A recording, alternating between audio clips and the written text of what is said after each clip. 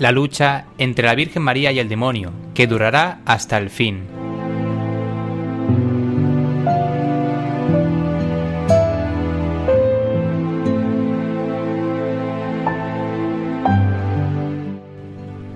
Hace muchos años, Anatol Bon escribió un libro en el que se designa nuestra época como la era del diablo.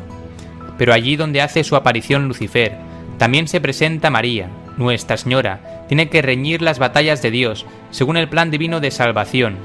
Sabemos por qué. Lucifer, el dios del orgullo, será más gravemente humillado. Si esto sucede a través de la humilde y sencilla mujer, ella es la vencedora de todas las batallas de Dios. Satanás es sutil y se introduce en la imaginación, creando figuras e imágenes de odio o de sensualidad, en el deseo, incitando a todo pecado desde el robo hasta la pereza, en la vida, tratando de apartarnos del camino de la salvación que enseña Jesús. Solo quien no tenga fe, o la tenga floja o débil, o que prefiere no pensar en Satanás porque así puede actuar libremente según sus pasiones, negará la existencia y el poder del demonio. Satán triunfa sobre todo cuando consigue sembrar el error y la mentira, o al menos la duda y la oscuridad, sobre graves cuestiones de las que se ocupa la filosofía y la teología, la existencia y la naturaleza de Dios, del alma humana, de nuestro fin último, de las leyes morales, etc. En el arte de engañar y mentir, de sembrar la confusión y turbación en estas materias, adquirió una habilidad desconcertante, como lo atestiguan, por ejemplo, el número casi infinito de sistemas filosóficos y teológicos que ha suscitado desde hace más de un siglo. Satán es el gran heresiarca. En su antro infernal fueron forjadas con habilidad consumada todas las herejías, desde el gnosticismo hasta el modernismo y el comunismo, en las llamas ardientes de su odio contra Dios, contra la mujer y contra las almas. De este arsenal de mentiras, nuestra época ha tenido la mayor parte. Hemos conocido y conocemos aún herejías que no niegan solo una verdad importante, sino que además tratan de envenenar o secar la verdad en su misma fuente. El modernismo, por vía indirecta, pone en duda toda verdad revelada. El comunismo niega la vida eterna y la existencia del mundo sobrenatural. Las ideologías totalitarias tienen más de una semejanza, entre otras la siguiente, que prueba su procedencia común. Su método consiste en la mentira organizada y sistemática. Su influencia logró producir tal confusión en los espíritus que incluso muchos cristianos, en materia de conciencia, habían perdido las justas normas, ya no tenían la noción neta del mal y del pecado, y creyeron poder justificar en conciencia las peores injusticias y los peores excesos. Para las almas fuertemente perseguidas por el demonio, San Luis María Griñón de Montfort posee una saludable medicina, la verdadera devoción a María. Recomienda en su libro Áureo la entrega total a Jesús por María. Dice el santo que Satanás teme extremadamente a María Santísima. 1. Porque es orgulloso y le duele enormemente que sea derrotado por una sencilla mujer. 2. Porque Dios ha concedido tanto poder a la Virgen María, que los demonios tienen más miedo a un solo suspiro de María en favor de una persona, que a las oraciones de todos los santos, a una sola amenaza suya contra los demonios, más que a todos los tormentos. Y 3. En el cielo, María ha conquistado con su humildad y sumisión a Dios lo que Satanás perdió por su orgullo, autosuficiencia e independencia. Con su acostumbrada claridad, enseña San Luis María Griñón de Montfort que Dios ha hecho y preparado una sola e irreconciliable enemistad que durará y se intensificará hasta el fin, y es entre María, su digna madre, y el diablo, entre los hijos y servidores de la Santísima Virgen y los hijos y secuaces de Lucifer, de modo que el enemigo más terrible que Dios ha suscitado contra Satanás es María, a quien dio tanta sagacidad para descubrir la malicia de esta antigua serpiente y tanta fuerza para vencer, abatir y aplastar a este orgullo impío, que el diablo le teme, no solo más que a todos los ángeles y hombres, sino en cierto modo más que al mismo Dios. Para darnos algún contexto del punto en que estamos en la historia de la salvación, la hermana Lucía nos dice: la Santísima Virgen no me dijo que nos encontráramos en los últimos tiempos del mundo, pero me lo dio a demostrar por 3 motivos. El primero, porque me dijo que el demonio está librando una batalla decisiva contra la Virgen, y una batalla decisiva es una batalla final, en donde se va a saber de qué partido es la derrota. Así que ahora, o somos de Dios o somos del demonio, no hay término medio. Estamos, pues, en el más grave enfrentamiento del reino de Dios. La lucha que ante nosotros está es la lucha entre Dios y Satán. Conocemos de sobra el cínico juego que hoy se utiliza con palabras tales como paz y libertad, los intentos de oscurecerlo todo y las maniobras de alucinación, de siembra de conceptos y de sofismas, de medias verdades y de mentiras. Este es el grandioso juego del diablo, del enredador, del literalmente traducido calumniador, que cree ahora llegada su hora. Y precisamente esta hora es en el plan salvífico de Dios, la hora de María. Es desde este trasfondo, desde donde hemos de ver la devoción mariana de nuestros días. San Luis María Griñón de Montfort pisa fuerte, acude a la Biblia, le deleita la descripción de las promesas divinas después del pecado de origen que ocasiona la ruina de Adán y sus descendientes. El triunfo de Satanás no será absoluto, ya que Dios anuncia a nuestro primer Padre: pondré enemistades entre la mujer y la serpiente. María, principalmente en estos últimos tiempos, ha de ser terrible al demonio y sus secuaces, como un ejército en el orden de batalla. Porque sabiendo Satanás que le queda poco tiempo, y menos que nunca, para hacer perder las almas, redoblará cada día sus esfuerzos y sus acometidas, suscitará en breve nuestra persecución, y tendrá terribles emboscadas a los siervos fieles y verdaderos hijos de María, a quienes le cuesta vencer mucho más que a los otros. De estas últimas y crueles persecuciones del demonio, que irán en aumento de día en día hasta que llegue el reinado del Anticristo, debe principalmente entenderse aquella primera y célebre predicción y maldición de Dios, lanzada contra la serpiente en el paraíso terrenal, que juzgamos oportuno explicar para gloria de María, salvación de sus hijos y confusión del demonio.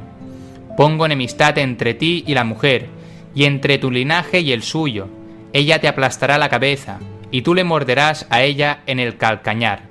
Génesis 3:15. Dios no solo ha creado una enemistad, sino enemistades, y no solo entre María y el demonio, sino entre la descendencia de la Santísima Virgen y la del diablo. Es decir, que Dios ha levantado enemistades, antipatías y odios secretos entre los verdaderos hijos y servidores de su madre y los hijos y esclavos del demonio. Por eso no se aman mutuamente, ni tienen correspondencia interior unos con otros. Los hijos de Belial, los esclavos de Satanás, los amigos del mundo, pues estos distintos nombres significan una misma cosa, han perseguido incesantemente hasta aquí, y perseguirán todavía más que nunca aquellos y aquellas que pertenezcan a la Santísima Virgen, así como en otro tiempo Caín persiguió a su hermano Abel y Esaú a su hermano Jacob, que son figuras de los predestinados. Satanás ha desencadenado el más terrible ataque en su furia contra los testigos de Jesús y quienes guardan los mandamientos de Dios. Luego fue el mismo Dios quien eligió a María para que se constituyera en la vengadora de la ruina de la humanidad. Cada vez más la estrategia de los enemigos del cristianismo aparece vinculada al satanismo. Ahora se está desarrollando un plan para elevar la imagen de Lucifer a la de un ser bueno y beneficioso para la humanidad, y defenestrar la figura del arcángel Miguel poniéndolo como el ángel malo. Esto se está desarrollando ante nuestros ojos y es tan sutil que muchos no se dan cuenta. En este video hablaremos sobre la estrategia que se está llevando a cabo para revalorizar la imagen bondadosa de Lucifer mientras se tira abajo la imagen del arcángel Miguel.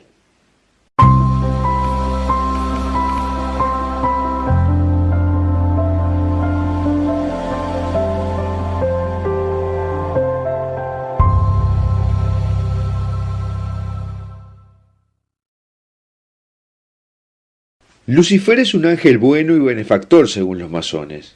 Esto lo han sostenido desde siempre, pero muchos no lo conocen. Pero para entender cómo es visto el diablo por los masones, debemos conocer un poco más de la masonería.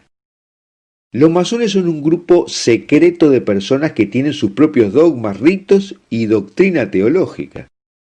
Hay 3 grupos que pertenecen a la masonería, pero que tienen distintos objetivos finales: los llamados regulares, los irregulares y los Illuminati. Los que ingresan a esta secta pasan por diversos adoctrinamientos. Los recién iniciados creen que se trata de una organización de caridad y de ayuda mutua, pero cuando ya pasan a niveles superiores, están preparados para entender lo que en realidad creen. Entre los masones hay un grupo variado. Por ejemplo, los Rosacruces, que son de origen alemán y son del grado 18. Recordemos que la masonería reconoce 33 grados. Los Rosacruces, según algunos estudiosos, combinan sus creencias con el hinduismo y algunos otros afirman que sus ideas se pueden comparar con el comunismo. Los masones regulares trabajan a favor del gobierno, en cambio los irregulares, nacidos de la ideología de la Revolución Francesa, detestan el gobierno y buscan que desaparezca. Los Illuminati, por su parte, son el grupo más secreto. Ni siquiera todos los masones creen que exista. Sin embargo, existe y está conformado por los descendientes de 13 antiguas familias. Su misión es implantar una nueva religión universal y hacer desaparecer la identidad nacional y católica, algo con lo que los masones de alto grado cooperan. Una de sus estrategias ha sido meterse dentro de la iglesia para dividir y confundir. Y trabajan decididamente para llevar al catolicismo a liderar una religión universal única que contenga todos los credos religiosos y se licúen las diferencias entre ellos. Algo que es del agrado de los masones en general, cualquiera sea su vertiente. Otro de los aspectos principales que los grados inferiores no conocen es la promoción del diablo que realizan. Para ellos Lucifer es el portador de luz, el que trae la verdad al hombre, el bueno. Dentro de su proyecto está crear las condiciones para que sus seguidores piensen que el demonio ha sido juzgado mal y que Dios, que creó todo el mundo y todas las cosas, ahora está ausente. La historia creada por ellos es que Lucifer le abrió los ojos a Eva, y agregan que Lilith fue la primera mujer de Adán. De tal forma que los 2 primeros humanos se metieron con demonios. Lucifer como el demonio dueño de todo mal y Lilith la demonia de la lujuria y la perdición sexual. Pero claro, Lucifer para los masones es un ángel bueno. Y esa es una de las causas por la que detestan a la Iglesia Católica, ya que ha enseñado que Lucifer es el demonio y que es necesario que San Miguel lo ate a los pies de la cruz de Cristo para que Dios lo envíe al infierno. Sin embargo, la historia que transmiten los masones se relaciona con otras ideologías que creen que hubo una hija de Lilith y que Caín es el hijo de Lucifer. Por eso los masones pueden vincular a las imágenes de la Virgen María con el niño en brazos como si fuese Eva y Caín.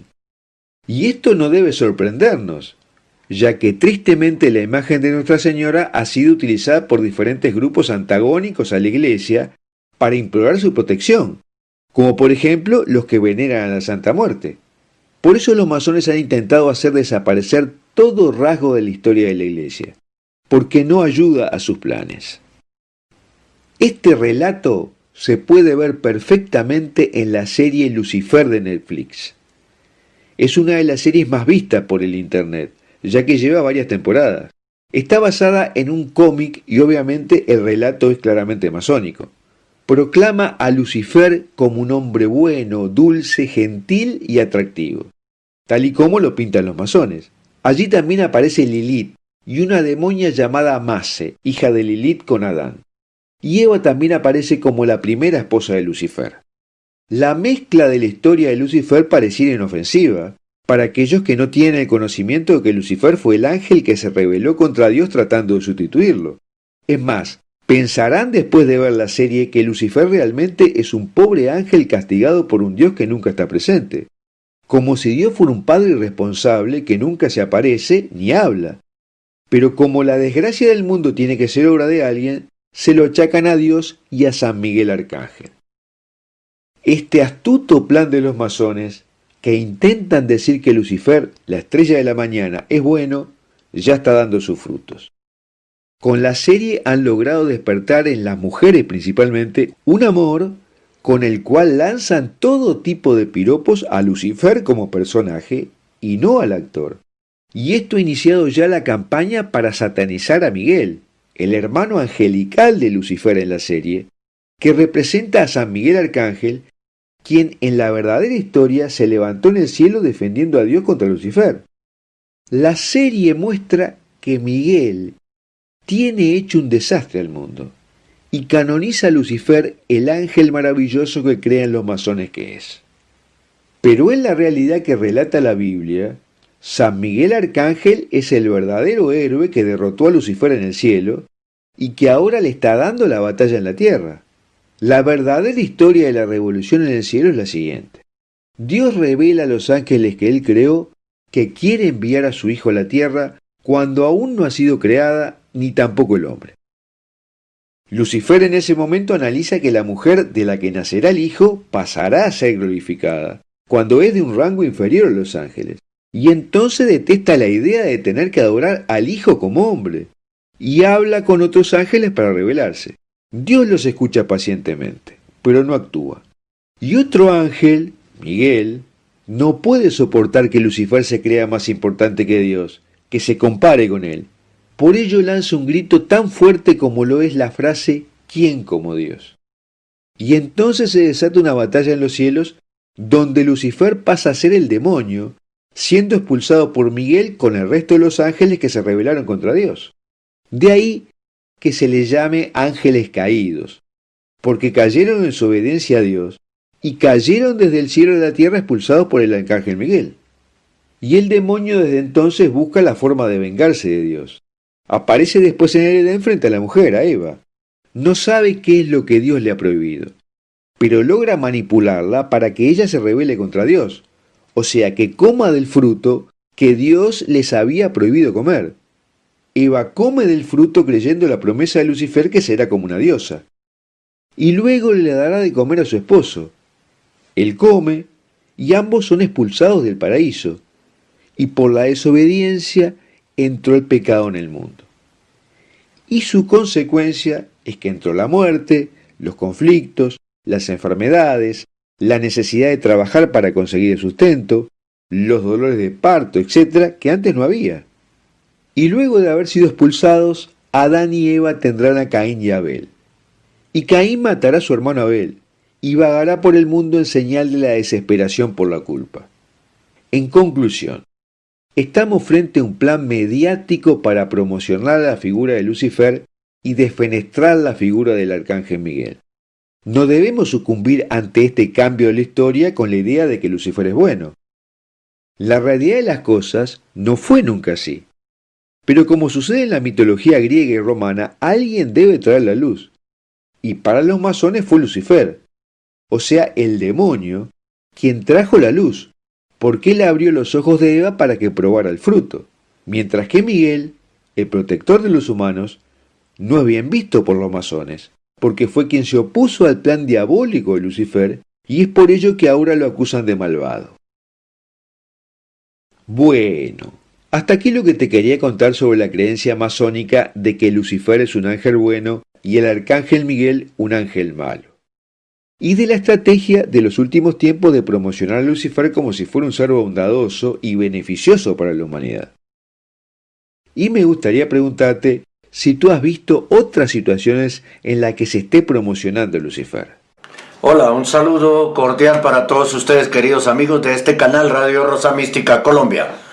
Hoy es 18 de septiembre de 2020 y esta es la noticia católica del día. Un tema que hemos tomado de lacrunadelago.net y que han titulado Bergoglio no surgió por casualidad.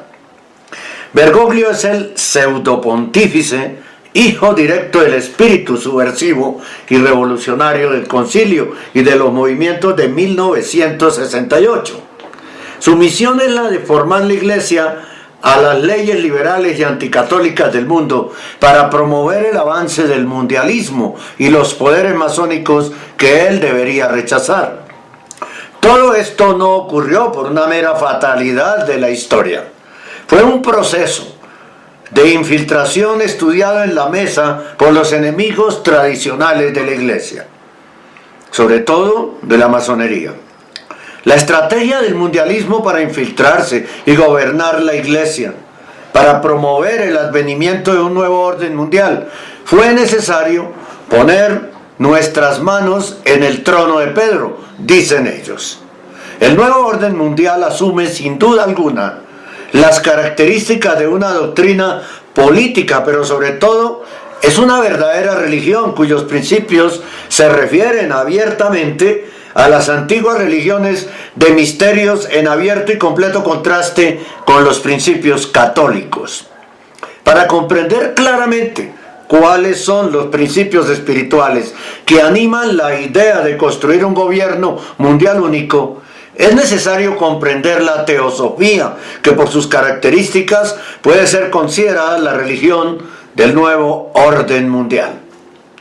Madame Blavatsky, la fundadora ocultista de esta religión y presidenta de la Sociedad Teosófica, en 1875 afirmó que Lucifer tenía en realidad los dones de un Dios bueno, porque en su opinión daría a los hombres el conocimiento, mientras que el Dios de la Biblia era visto como un tirano opresor. La teosofía, por lo tanto, se basa en una inversión de los valores del catolicismo, del cristianismo, en la que el bien se convierte en mal y viceversa. Lo dijo la Santísima Virgen María, lo profetizó en la Saled y en muchos otros lugares. Al final de los tiempos, en los últimos tiempos, al bien se le dirá mal y al mal se le dirá bien. Sobre todo, a diferencia de la religión católica, cree en la teosofía que la salvación no pasa por la fe en Cristo, sino por el conocimiento, la razón. Esta religión de la teosofía adquiere un valor fundamental en el nuevo orden mundial y es una de las sucesoras de Madame Blavatsky a la cabeza de la Sociedad Teosófica, quien la explica, a saber, Alice Bailey. En ambas, tanto Madame Blavatsky como Alice Bailey, satanistas. Y lo explica Alice Bailey en su obra La exteriorización de la jerarquía. Alice Bailey, además de suceder a Blavatsky, fundó el Lucifer Trust, cuyo nombre ya deja claro quién lo está inspirando. Posteriormente, el nombre fue cambiando a Lucy Trust. Lucy Trust tiene estatus consultivo ante el Consejo Económico y Social de las Naciones Unidas, ECOSOC, una circunstancia que todavía ayuda a comprender mejor qué principios inspiran a la propia ONU, considerada por las élites como la base del futuro gobierno mundial. La ONU es el único gobierno mundial y será la base política que va a tener para ejercer su poder el anticristo. Bailey en su libro deja claro que la deidad religiosa que inspirará y guiará la formación del Estado global será Sanat Kumara, que es el anagrama de Satanás. El presidente de Lucy Trust describe entonces la estrategia por la cual esta religión esotérica tendrá que difundirse y de hecho convertirse en definitiva. En su idea, las instituciones que debían tener la tarea de llevar a cabo este nuevo culto pagano son principalmente tres: las logias masónicas, la escuela, es decir, el proceso educativo, y la iglesia. Por lo tanto, tomar la iglesia era absolutamente esencial para los quienes están en la cumbre del mundialismo, del globalismo. La Iglesia Católica es la institución que guarda y defiende la revelación, y si deja de asumir esta función, los obstáculos para el gobierno mundial y la religión global son prácticamente eliminados. Por eso la tarea que está desarrollando Bergoglio, que es no guardar y no defender la revelación. Pero la guerra contra la iglesia no ha sido peleada de frente. Sus enemigos han elegido otras tácticas más efectivas y diabólicas, como la de infiltrarse en las jerarquías. No es un proceso que haya tenido lugar en unos pocos meses, sino durante décadas. Bella Dodd, una disidente del Partido Comunista Americano, que luego se convirtió al catolicismo, contó cómo ya en los años 50 las filas de la iglesia habían sido infiltradas por miembros de la izquierda atea y comunista. Bergoglio, como se dijo anteriormente, no es, por lo tanto, el resultado de un proceso aleatorio. No, es todo muy bien estudiado. Era el momento de que hubiera un Bergoglio usurpando la silla de Pedro. Es el resultado directo de esa estrategia de infiltración que hoy en día ha llevado a la curia a ser el principal patrocinador del nuevo orden mundial, que realmente debería combatir, hasta el punto que Bergoglio invitó a todos los católicos del planeta durante su charla con los colegas periodistas en el avión de Madagascar a Roma a que obedeciéramos a la ONU, y no podemos hacerla. La sociedad contemporánea que gobierna el mundo y las instituciones terrenales se asemejan lamentablemente cada vez más a lo que advirtió el Papa León XIII, quien llamó a la masonería una personificación permanente de la revolución que pretende establecer una especie de sociedad al revés, cuyo único propósito es ejercer un dominio oculto sobre la sociedad tal como la conocemos. Por eso los medios de comunicación los pusieron a hablar con una frasecita que se llama la nueva normalidad. La nueva normalidad masónica les falta escribir. Hoy en día los líderes de la iglesia se declaran católicos, pero es su propio comportamiento y su contigüidad con los círculos del Partido Demócrata Americano lo que demuestra que se trata solo de una declaración de fachada que no corresponde a la sustancia de sus actos. Monseñor Carlo María Viganò, el arzobispo, denuncia a viva voz esta falsa iglesia que no se postra ante Cristo sino ante sus enemigos. La alianza entre Donald Trump y el arzobispo Carlo María Viganò, indispensable para luchar contra el Estado profundo y la iglesia profunda. Si bien es cierto que la batalla que Trump está librando en los Estados Unidos es fundamental para asegurar que América continúe luchando contra el globalismo, contra el mundialismo, también es cierto que la batalla del arzobispo es igual de fundamental y tal vez aún más, porque sin la iglesia del lado del globalismo, la religión pagana del nuevo orden mundial nunca nacerá. No hay duda de que el Estado profundo de Washington, enemigo de Trump, está profundamente ligado a la iglesia profunda de Bergoglio. Al mismo tiempo, el puente entre Trump y Viganò podría constituir ese contrapeso indispensable para luchar tanto contra el primero como contra el segundo. Para frenar el globalismo, América es indispensable, pero también lo es preservar la verdadera Iglesia Católica, que no quiere que el mundo se sumerja en la oscuridad de un régimen tan ferozmente hostil a la humanidad como nunca antes se ha visto en la historia. Por eso el encuentro ideal entre estos dos hombres, entre Trump y Viganò, no parece haber sido el resultado de la mera casualidad. Monseñor Viganò, en su entrevista al final, parece estar convencido de que Dios permitirá que Trump permanezca otros 4 años en la Casa Blanca y continúe su misión de hacer de los Estados Unidos de América una nación independiente y no sujeta a los deseos de la cábala. Cuando se habla de la cábala se está hablando del judaísmo. El arzobispo italiano parece tener otra misión, probablemente aún más decisiva para el destino común. Para evitar que la iglesia de Bergoglio, imbuida del espíritu de la masonería, continúe el trabajo de disolver esta institución en el altar de la futura religión mundial.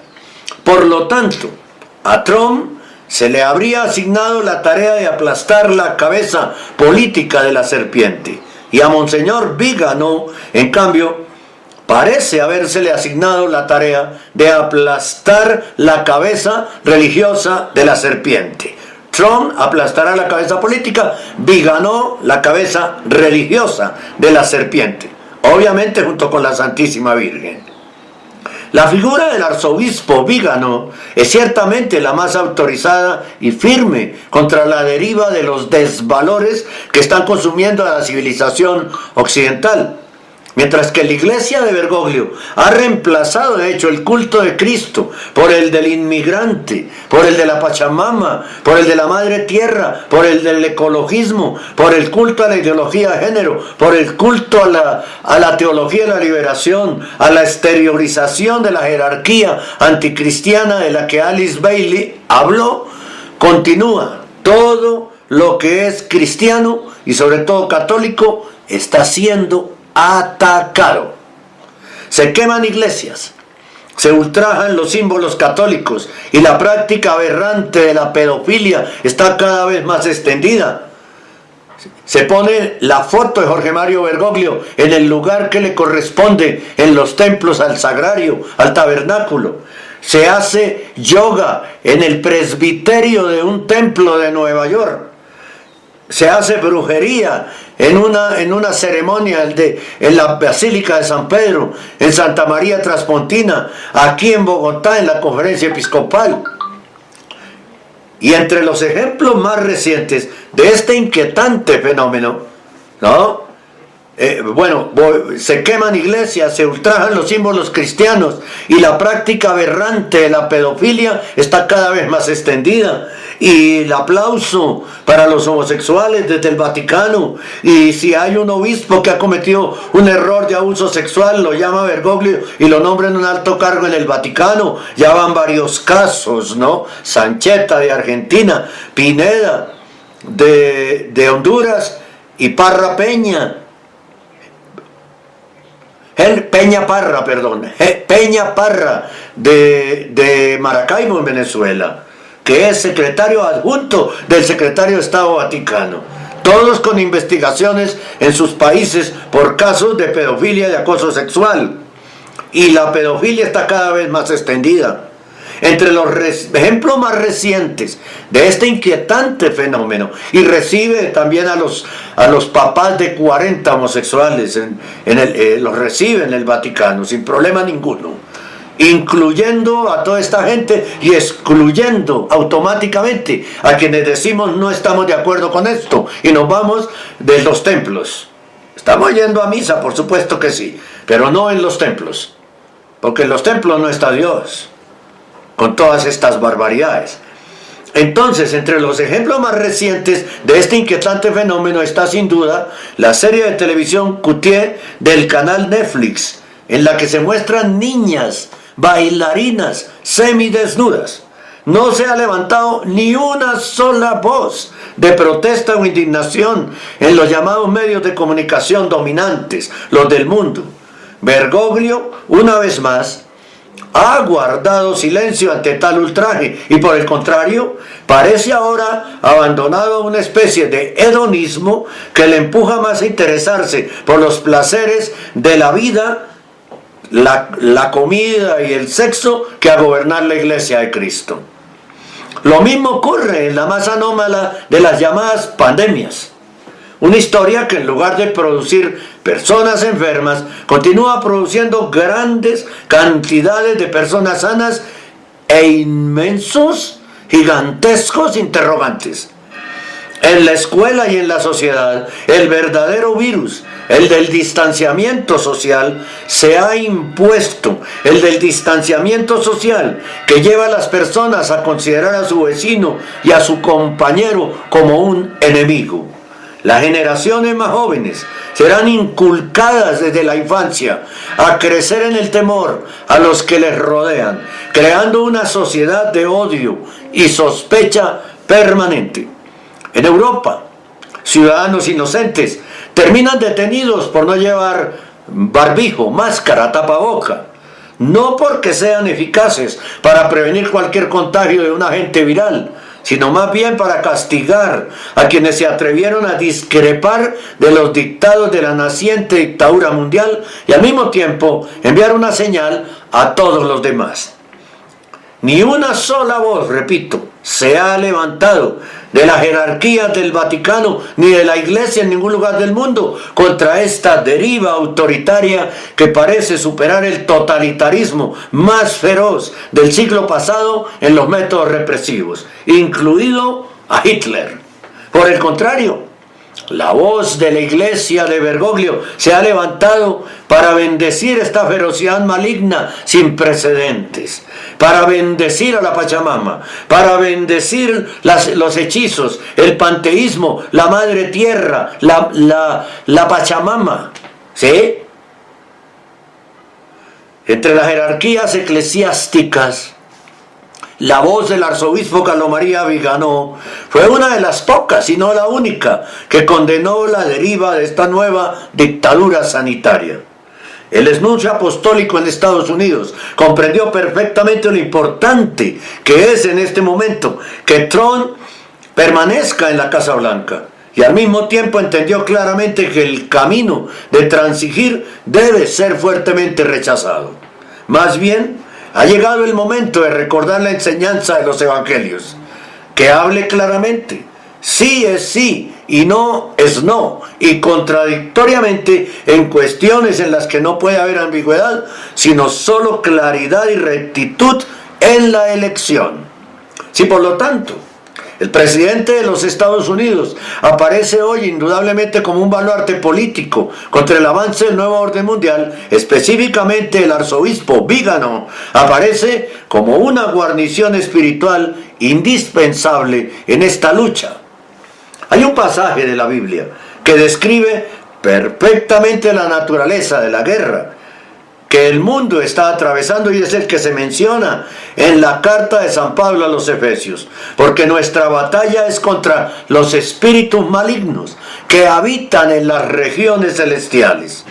Son los espíritus del mal, los demonios, los que están azotando a la humanidad en este momento.